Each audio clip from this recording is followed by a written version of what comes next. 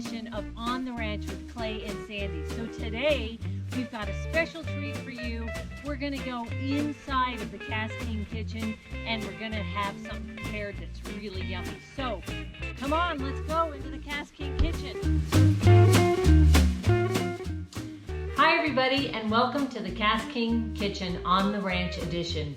I'm Sandy Roberts, and today, in honor of National Cookie Day, we're going to make some cookies. But let's get started first with what's the ranch all about. So back in May, we sold our custom home that had the real nice KastKing kitchen in it because we're going to be building another home with a better KastKing kitchen out west. We have a property right above the Carson River, and we hope to fish the river and the lakes, and just everything is just going to be very fun. The Delta in California. So to tell you what's happened here is we sold our house, we bought this ranch, spent several months working on the inside basically to make it livable, including redoing this kitchen, and we really couldn't do any videos in this kitchen the way it was. We're also working on the outside of the building. You saw me come in at the beginning. The outside of this house was totally, the siding was falling off, the paint was gone, all the trim had to be replaced. We just got done repainting the outside, putting a new roof on it, putting gutters in it. We still have some work to do on the outside of the house. We've renovated a lot of the property. We have a very large Quonset building on this property. It had had a fire in it at one time. We'll show you the Quonset in another video. But in this video today, we're gonna make cookies. But going back to this kitchen, what's happened here, I've still got a lot of work here. I'll give you an idea of, parts of the kitchen. And to let you see, as an example, like the counter here, I actually have redone this counter. This is a Formica counter that I've redone with a counter paint. So we're still working actively on the inside of this place. And like as an example, the wires here and here, we've got to get those taken care of this winter. We're not even sure what those go to or what they were set up for. So we've got to, we have them determined to not be hot wires right now, but we do need to do something with them. But pretty much the situation of the wires in this house was how everything was. These cabinets were kind of a brown particle board type thing, and I basically had to take every cabinet apart, sand down the particle board. All of the particle board throughout the whole house was swollen. So I had to sand down all the particle board, and then I repainted everything, added new hinges, new knobs, did all that. I had this cute little cabinet here from years ago in a house that I had many years ago. It's a portable cabinet. But this cabinet, over the years, we had used it for a fishing cabinet. Pardon the tape on top. That's just where I put my camera when I have my camera down. But we had this cabinet as a fishing cabinet. It was painted brown. I had to totally redo the whole cabinet, take it apart, redo the top, the wood part, repaint it so that it could go in here, because really in a kitchen, we needed some kind of a center island. So anyway, oh, another thing, right here underneath the sink, this cabinet here, this cabinet, when I got the house and I went to open it, and Clay happened to not be there that day, when I went to open up the cabinet, it was basically gone. I don't even know how to explain that, but the cabinet was basically gone. There was no cabinet between, there was no wall between the insulation of the house and the back cabinet. So Clay had to rebuild. The first thing we did was we had to rebuild that entire cabinet. We had a very bad mouse problem in this house, which I did not like at all. Some of our cabinets, this cabinet over here next to the refrigerator, that cabinet had to be completely sanitized. The shelf inside had to be rebuilt. I am not exaggerating at all when I could tell you that there was probably 1,000 mice droppings in that cabinet alone. So this entire kitchen had to be completely sanitized, completely redone, brought up to a specification where we could live in this house, prepare food in it, and it would, you know, we're still working on it, but we have the kitchen and the bedrooms and most of it to a point where it's good enough to live in, it's clean enough, it's sanitized, we've redone everything, we've eliminated the mouse problem, which you get when you're on a ranch, but still, it was really bad here and it was way above the standards that I like to have for cooking anything that I like to cook. Anyway, let's get along today. Today is National Cookie Day and we're gonna make some chocolate chip cookies. So let's get started.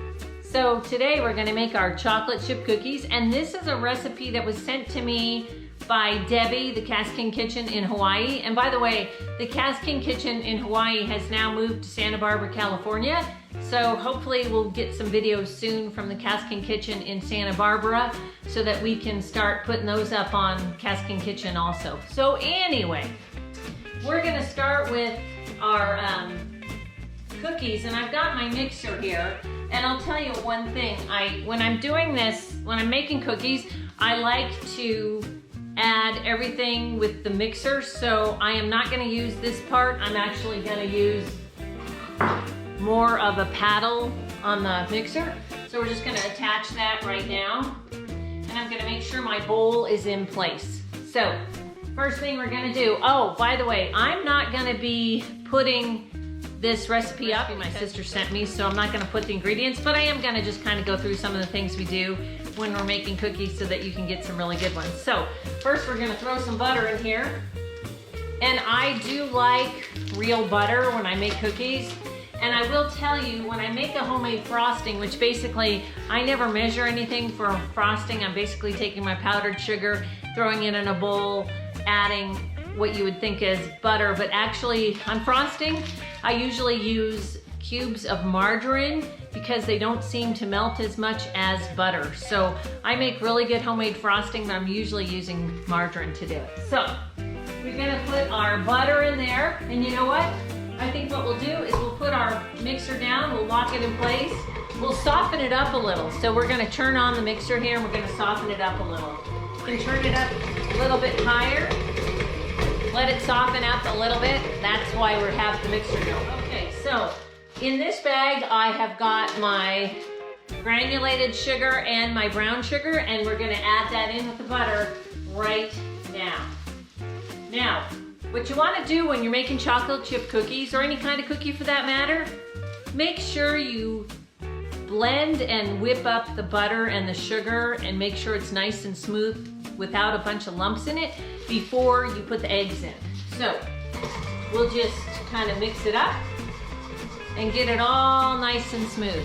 So now we've gotten our mixture mixed, as you can see. It's looking pretty good. And now it's gonna be time to add the eggs. So we've gotten a couple of eggs here. That's all we're gonna do is put in a couple of eggs. We're gonna pour it right in like that. And then turn it on, mix it up a little bit. Okay, so now you can see the consistency is exactly where we want it. It's nice and smooth, there's not a bunch of lumps. Right now, this is just the butter and the sugars and the egg all mixed together. So what we're gonna do is we've got some vanilla, and we're gonna add a squirt of vanilla here.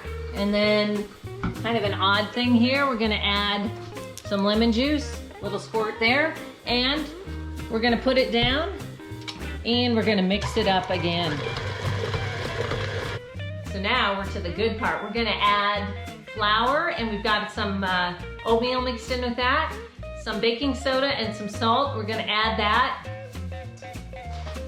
You'll find on your cookies that putting in a little oatmeal into chocolate chip cookies, it makes the cookies a little chewier and gives them kind of a really good flavor. So there's some oatmeal, flour, baking soda, salt. Oh, and there's a little bit of cinnamon in here. So we're gonna put this into our mixture right here. Lift this up, put this in, like that. We have everything, I've already pre-measured everything for this. It just makes it a little bit quicker and a little bit neater. So, we'll get that all mixed up.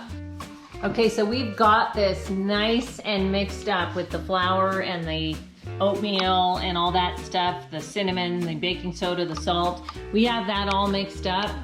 So now we're gonna go over here and we've got some chopped up walnuts right here, and then we've got some chocolate chips. So we're gonna add those, and that was the reasoning for using the paddle on the mixer, because I wanna be able to mix everything at once together. So I'm going to put those in right now. Everybody, I'm gonna add the walnuts, and I'll put those in a little bit here. Let it mix up a little. Hopefully not everything will spray out of the bowl. Sometimes that does happen. I try to be as neat as I can doing these videos, but I'll tell you, there's really missing. Okay, now, guess what? It's time to add the chocolate chips. This particular recipe has a whole bunch of chocolate chips. It's way more than I normally use. So, whoops, a couple of them falling out. See what's happening there? So now what we're gonna do is we are going to take the cookie dough and put it on the cookie sheet. Now, I'm only gonna do 6 cookies per pan, and the reason is because I'm gonna use a 1/4 cup measuring cup for my cookie portion, which is a pretty big cookie. Anyway, the other thing I wanna show you is I take my cookie sheets and I line them with parchment paper, and that's how I bake all of my cookies. That is a really good way for your cookies not to ever stick to your pans, and they bake way more evenly that way too. So we're just gonna portion out a 1/4 cup, a little more than a 1/4 cup full of dough for each cookie. And we're gonna do, like I say, we're gonna do 6. These are big cookies. I like to make them this way because we like to take them fishing. And so what I do is I make these cookies and then I wrap in wrapping so that they stay nice and fresh, and then I freeze them. And then when it comes time for us to do a tournament, that's usually when Clay gets them. Thing is with these cookies, these are really the best cookies that I've ever made, the best recipe I've come across. And the problem is Clay will take them and eat quite a bit of them. So I have to end up hiding them in the freezer. But it's not really hidden because usually he finds them. So I was gonna do these cookies not that long ago, but Fishing Dog Fluke, okay, back up. So on this counter that I showed you, this little moving counter, which is a counter height, right? So I was gonna do these cookies not that long ago, and Fishing Dog Fluke decided that the butter was a good thing to eat. So while I was down helping building, we came up and we decided we needed to run to the store to get some other things for some of the construction we're doing.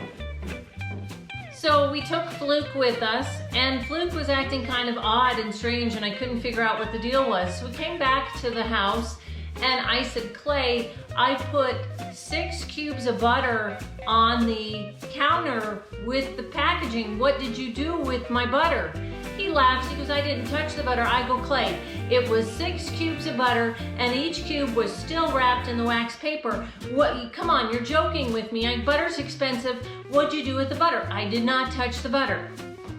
Turns out, without a trace, Fishing Dog Fluke had gotten them off the counter and ate 6 cubes of butter.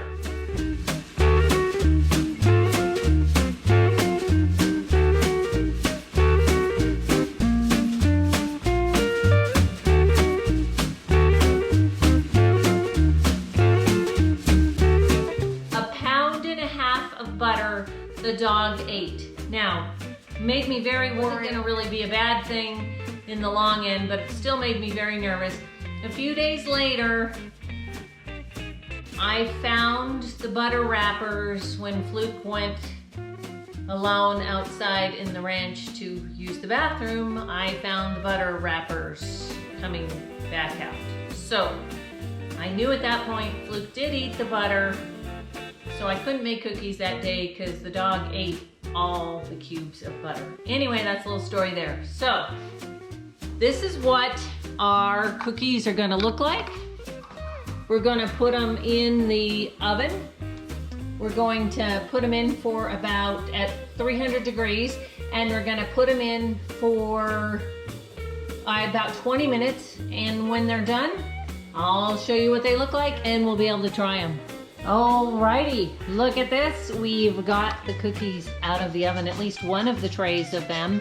It was right about 20 minutes of baking. And you can see these are pretty gigantic cookies, so we will let them cool off and then we will try them. Well, it looks like the cookies are done, so the only thing left to do now is to test them out and try them.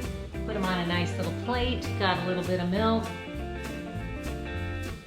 Some very large cookies. Let's see what they taste like.